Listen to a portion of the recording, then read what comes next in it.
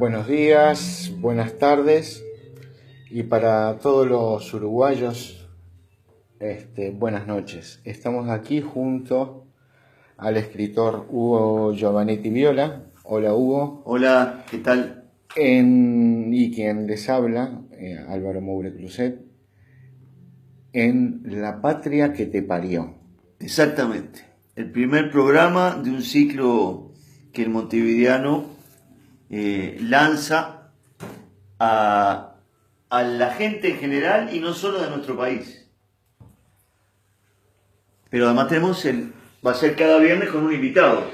Y el viernes, el día de hoy tenemos el placer, la verdad, y el gusto de estar con doctor en sociología, Gerardo Menéndez. Gerardo, ¿cómo estás? Hola, buenas noches. ¿Cómo andan?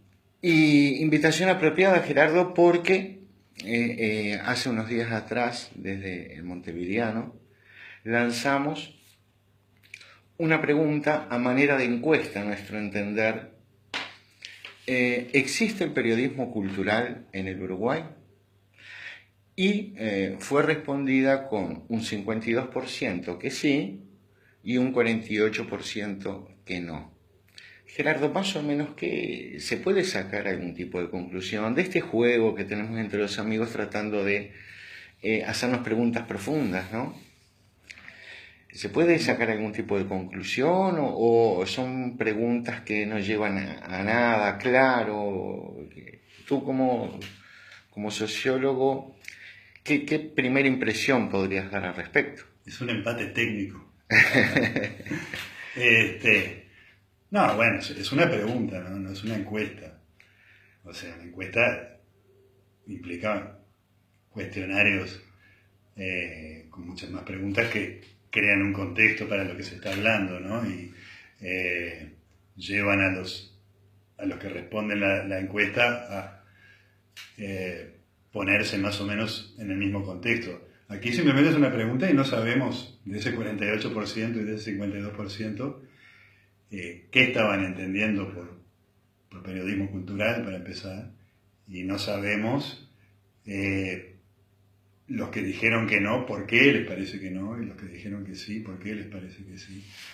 Pero muestra, digo, como incitador al inicio del debate, muestra que está muy dividida por mitades la cosa, ¿no? Entonces,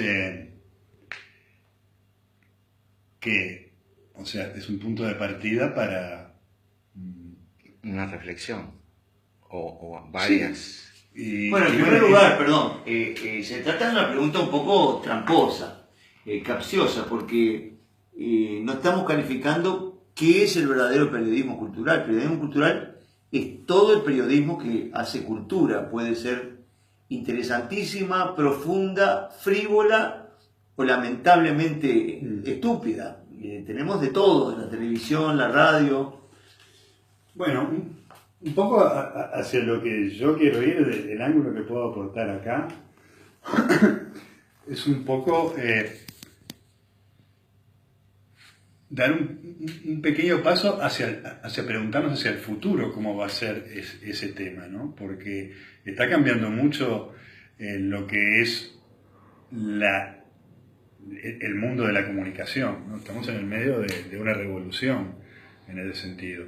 Y se habla de que estamos pasando de una cultura en la que hay autores a una cultura en que el autor somos todos, ¿no? Ese es un punto muy importante. Y todos nos estamos leyendo mutuamente. O sea, yo creo que eso es un cambio que permite las nuevas tecnologías de comunicación en su lado bueno, en su lado fermental. Y me parece que no sería lo más útil ponernos a criticar o a elogiar cosas que de lo que existe, sino un poco ver hacia dónde va necesaria e inevitablemente la cosa, ¿no? No solo en Uruguay, sino... ¿Y qué periodismo necesitaría la gente? ¿Cómo sería un periodismo que ayudara a vivir?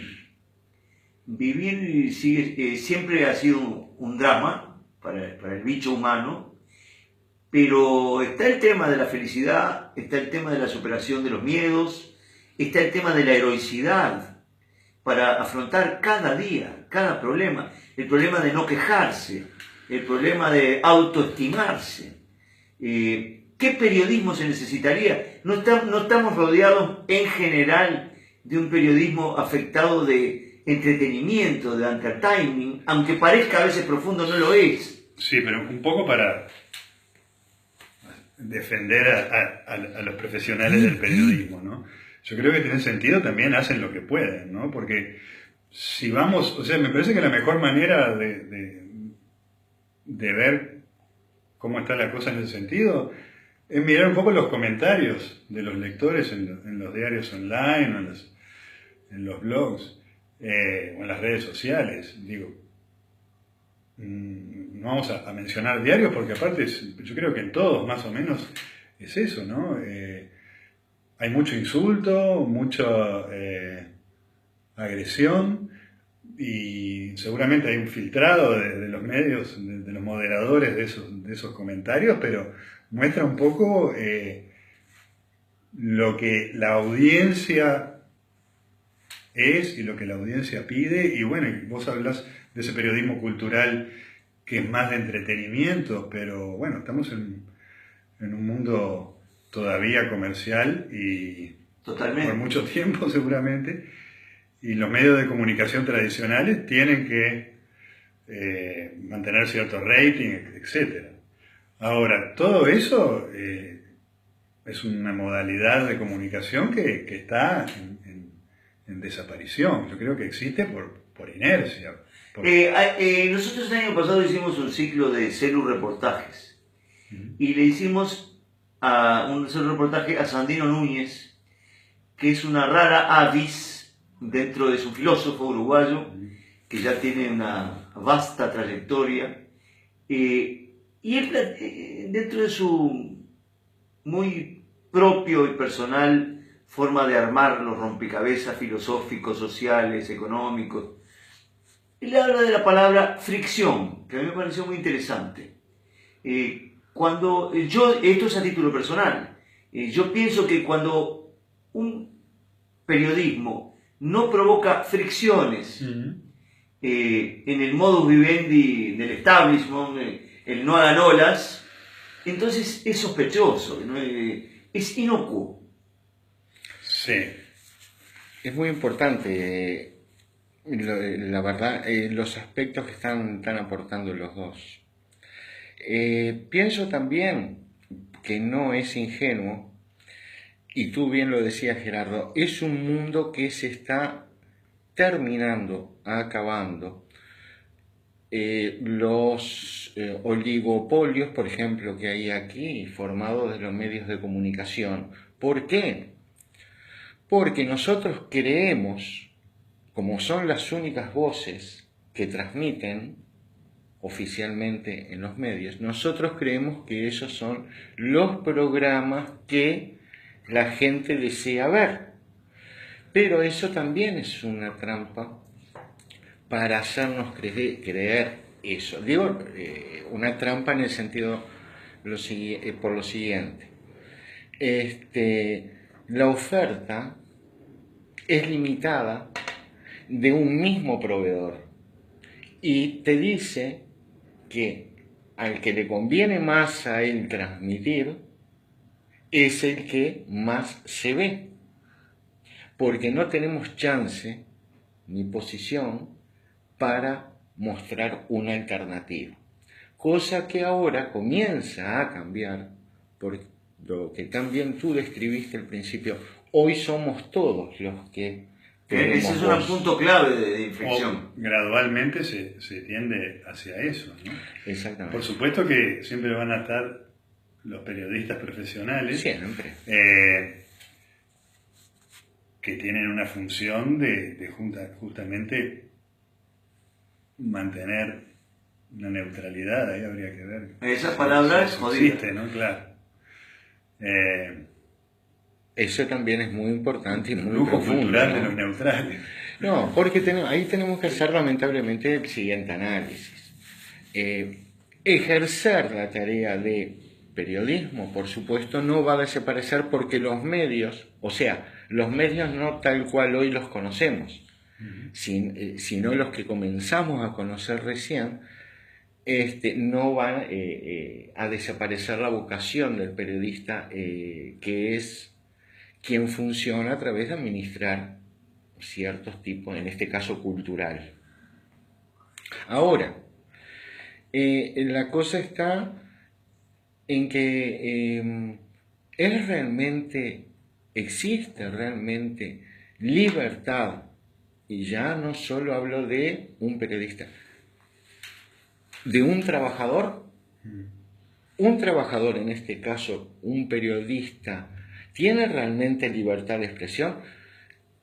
Y yo creo que no, porque hay ciertos parámetros, aunque no estén escritos, que sabemos que no se pueden decir, por eso que también Jung decía, el cierto espíritu de la época. Hay ciertas cosas... Lo inevitable de tu tiempo. Lo inevitable de tu tiempo, y Jung bien decía, si no quieres ser tú segregado, no provoque fricción. No provoque fricción, correcto. Entonces, fíjate tú que de un disparador existe periodismo cultural en Uruguay, por las diferentes facetas de opinión, que hasta ahora planteamos algo que estaba impensado tratar, que es la libertad de expresión. Si realmente, siendo un trabajador, alguien que depende de un salario, si realmente es libre de poder ejercer su oficio, entonces ahí vayamos más allá del periodista. Es como que perdés independencia. Se te están imponiendo modelos que, como decía él, provienen de los que lo financian. Entonces, yo quería nombrar un temita que lo viví siendo muy niño. Yo vivía en el Paso Molino, allá en la calle Valentín Gómez, y mi viejo entró en el año 50 al taller Torres García. Torres había muerto el año anterior. Y yo escuchaba decir, siendo un niño, que había que vivir en lo eterno. Entonces, ahora viéndolo, yo que voy a cumplir 70 años, pienso lo importante que fue ese fermento torresgarciano, porque tú que tratás del tema holístico, del tema de la crisis de las religiones, de las propuestas trascendentes, bueno, yo era un pibe, y un niño chiquito, y Torres había logrado que mi viejo, en un artillito donde yo lo veía pintar, me hablara de que había que vivir en lo eterno. Estamos hablando del año 50. Esos son vías independientes. Y no hay que olvidarse que Torres García tenía su órgano periodístico, que se llamaba El Removedor, que estaban en guerra continua con todos los diarios de la época. Pero, y otra cosa, yo como escritor, que caí en la trampa de buscar editores, que como decía Manuel Espínola Gómez, en general son criminales. Bueno, ya no hay casi libro formato papel. Pero me estafaron tanto, me llevaron a juicio, que terminé financiándome los libros para regalarlos. Y Torres García hacía eso. Pero tengo entendido, según tú me dijiste, que esos libros ahora los has republicado. Ahora están en la página de Scripps. Y de repente se leen mucho más que lo que se leían cuando... Mucho más, ahora se leen. Claro. Entonces, por eso digo, el tema de los editores o de los medios de comunicación, me parece que es un tema que está de salida, y más que enfrentarlo, tenemos que esquivarlo y ver qué se puede hacer. Y construir de alguna manera. ¿Qué pienso yo, Gerardo? Que con el montevideano estamos intentando construir en ese sentido. Ahora, pienso que viene por ahí, y es básico, intentar construir, porque el construir te hace crecer. Criticar te hace encerrarte en vos mismo y morir. Lecciones que ahora voy a traer aquí a la mesa de Kelly, que es desde mi punto de vista, Kevin Kelly es un factor muy importante para empezar a comprender este nuevo mundo que ya estamos viviendo y que todavía está en transición, que es básicamente, mira qué interesante, venimos de un mundo viejo, que es el que estamos describiendo acá, aquel en no detenernos a criticar porque los editores, las imprentas, lo físico, la distribución, el CD, DVD, todo eso más vale, ya es del mundo viejo. Sí, sí. Entonces, o puede desaparecer muchas cosas, o se tiene que adaptar y transformar, adaptarse al mundo nuevo. Entonces, es el viejo mundo que responde al mundo de la escasez y él anuncia a través, no de una manera empírica, sino anuncia el mundo de la abundancia. Y a partir de ahí hay un quiebre realmente que se entra a denominar como la cuarta revolución, Gerardo. Sí, bueno, eso se está hablando, está muy de moda, ¿no? Pero yo creo que tiene una base real, sí. Se habla de cuarta revolución industrial como un cambio que está habiendo ahora relacionado a la aceleración del cambio tecnológico y a la demonetización de todo. Se tiende a la demonetización de todo, pero en la cultura, digo, ya hemos llegado increíblemente a un punto en que la cultura, el conocimiento está prácticamente gratis.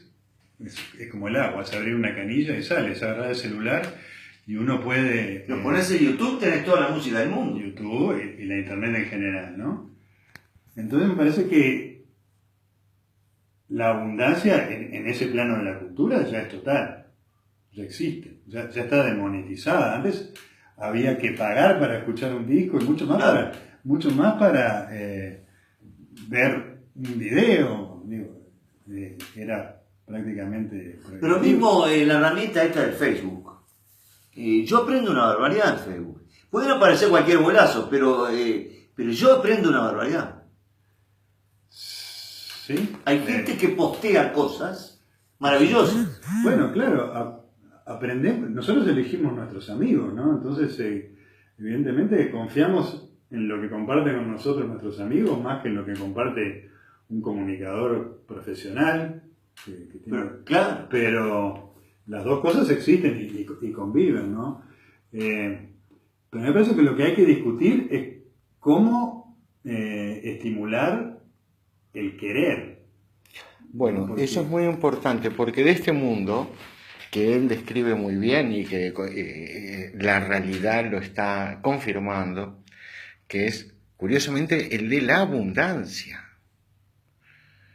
Como en un mundo donde te dicen los titulares de todos los medios, de todos los colores, de que cada vez más hay más muertos de hambre, pero también es verdad que cada vez se genera más capital, más riqueza. Y hay más 0 kilómetros. Bueno, entonces viene un mundo viejo, un mundo nuevo, la distribución de la riqueza de la existencia, y viene todo un paradigma filosófico profundo que es civilizatorio, sin duda. Como toda revolución industrial, hace un quiebre en la civilización y comienza a través, si me permiten hacer un pequeño análisis al cual suscribo, marxista, en el materialismo histórico, la cultura que se desprende a través de la relación del hombre con el medio de producción.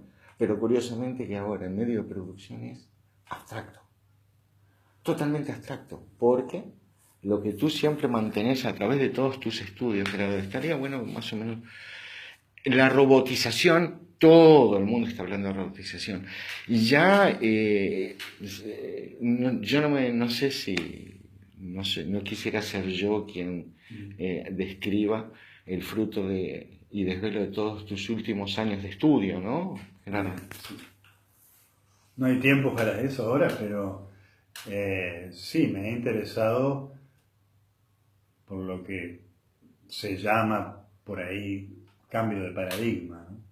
Es una palabra tan usada que es bastante vacía, pero al mismo tiempo me parece que da bien esa idea de que estamos viviendo un salto, una reacomodación gestáltica, vamos a decir.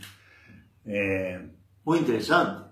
Sí. No hay ningún apocalipsis, ninguna decadencia eso. No. Yo lo veo muy fermentado. Ahora, la cosa es que ese cambio a nivel de la tecnología material se va dando a un paso y a nivel de la mentalidad colectiva se va dando a otro. Hay inercias muy fuertes, ¿no? Entonces tenemos imbuidas ciertas cosas que vienen de una época cuando las cosas eran realmente escasas, ¿no? Ahora... Hasta la propia alimentación es abundante.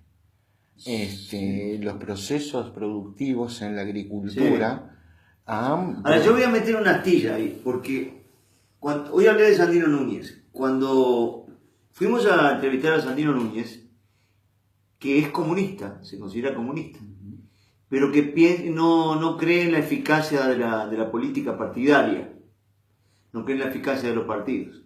En algún momento yo había visto otro reportaje que le hicieron en TNU y le dijeron, bueno, Sandino, pero si el capitalismo se ha impuesto por completo, ¿qué perspectiva tenemos? ¿Para dónde salimos? Como decías, ¿qué paradigma tenemos? Y Sandino largó la palabra y dijo, el amor. Sí. Y ahí cortaban el programa. Entonces nosotros le hicimos hacer un reportaje que se llamaba, el título de Carver, ¿de qué hablamos cuando hablamos de amor? Y claro, Sandino se la vio en figurillas ahí. Pero vos a un vecino de tu cuadra, a un amigo, ¿cómo no vas a hablar de amor? O tratar de llegar a ese tema que es una de las raíces vertebrales de todo el fundamento del hombre sobre la tierra. Eso es entrar, como decía Onetti, tener gracia de profundidad. Y yo creo que la gente está deseando que le hablen de esas cosas. ¿O no? Sí, que le hablen de esas cosas, más bien que le hablen desde ahí, ¿no? Y que todos hablemos desde ahí. Como que haya un punto o puntos de fuga, el concepto de las perspectivas, que tiene un punto de fuga donde confluye la imagen que estamos viendo en primer plano, ¿no? Y bueno, no sé, o sea, Hugo, vos creo que todo el tiempo me estás sugiriendo así algunas ideas no, pues ya te conozco, ya has publicado La Montevideana. Sí. El tema de la trascendencia.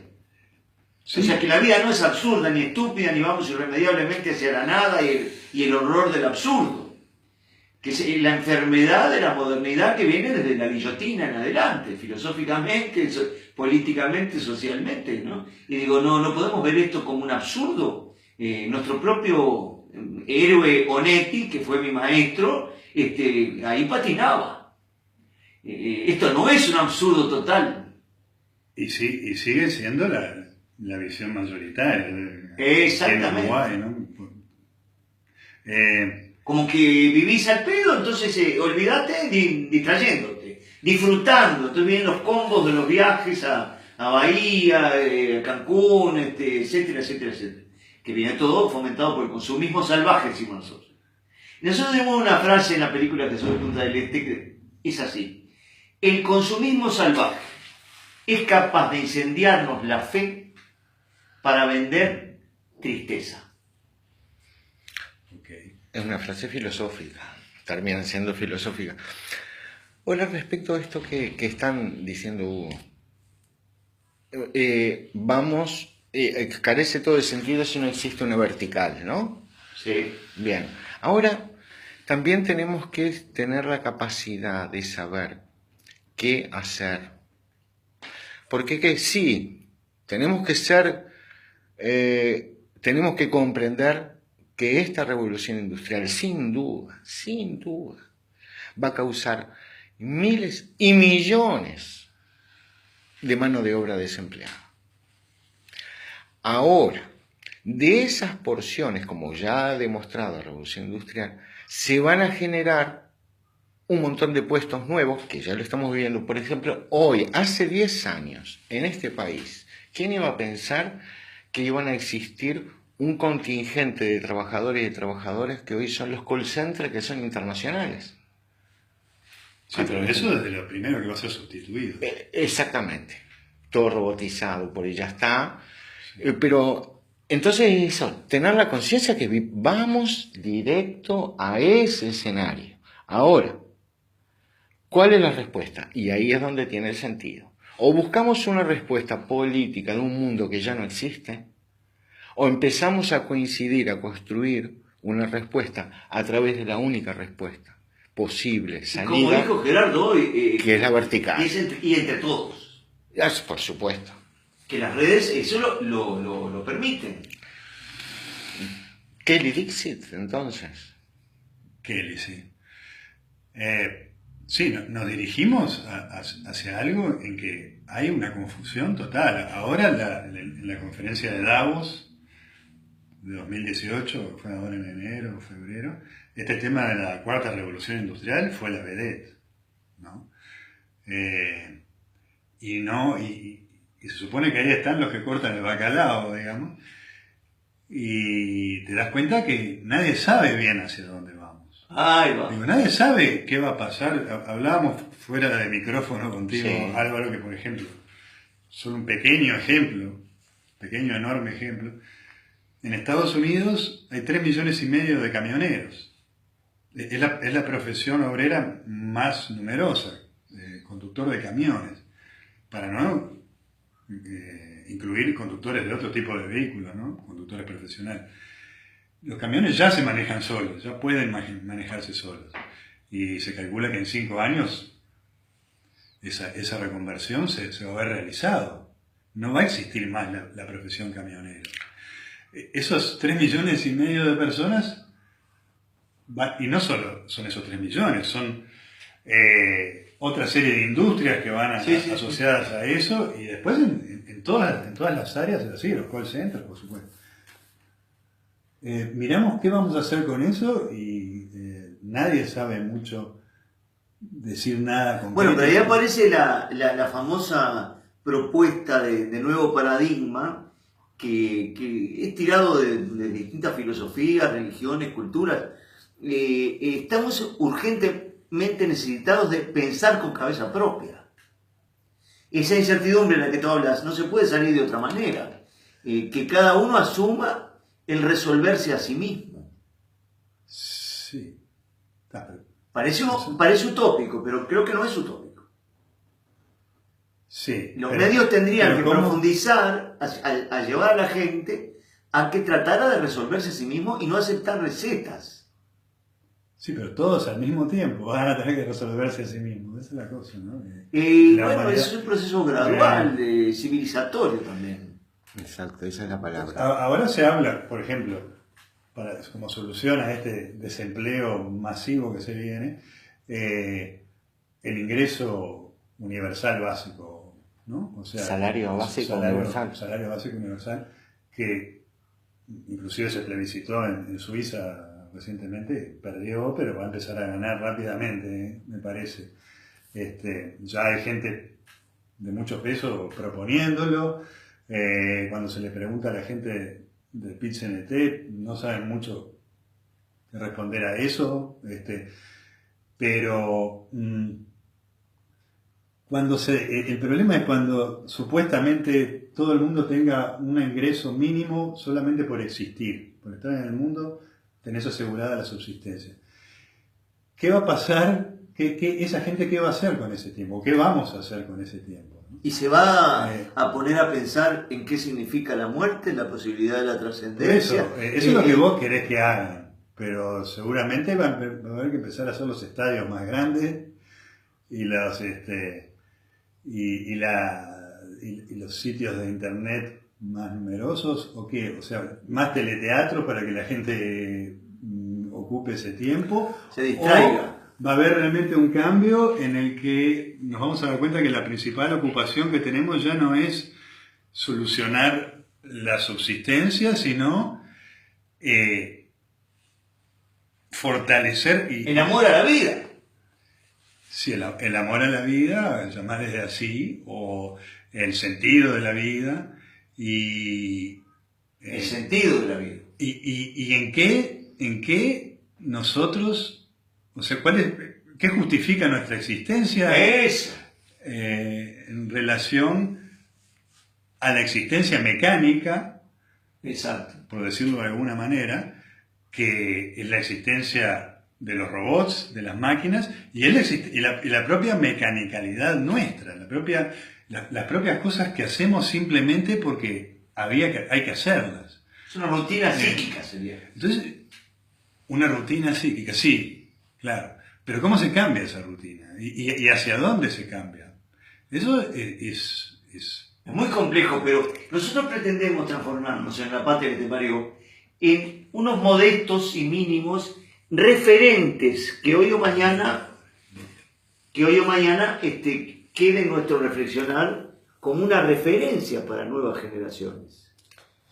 Yo pienso un poco, y con todo un montón de conceptos, como se dice popularmente en el buche, con ganas porque realmente, Gerardo, creo que hemos generado una reflexión muy, muy importante que no tiene una respuesta hoy, que apenas empezamos a vislumbrar las preguntas necesarias para poder comprender esa realidad que todavía no sabemos dónde vayamos. O sea, podemos sacar determinadas conclusiones, y un poco para cerrar esta primera edición, porque ya voló realmente, y eso es lo maravilloso y lo que intentamos, voló esta primera media hora.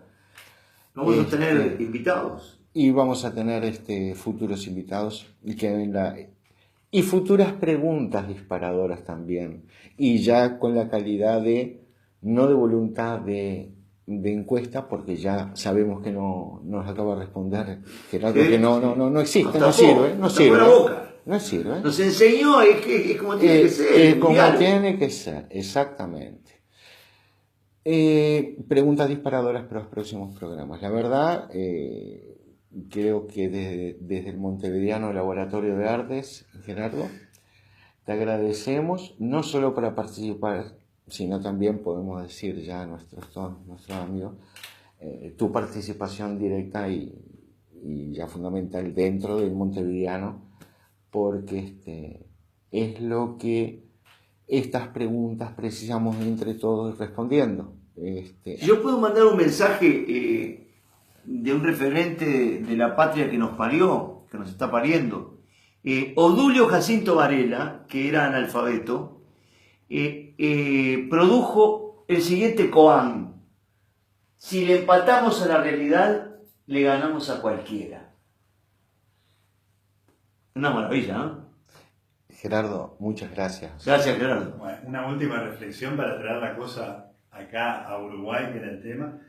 Siempre se habla de que Uruguay es un país ideal para experimentar cosas, porque es un país pequeño y manejable, ¿no? Un país laboratorio, se dice. Ahí va. Y yo creo que habría que reflexionar en este tema de la comunicación, del periodismo cultural, si de repente no se podría experimentar cosas nuevas. Y bueno, yo creo que el montevideano es un ejemplo a nutrir en ese sentido, ¿no?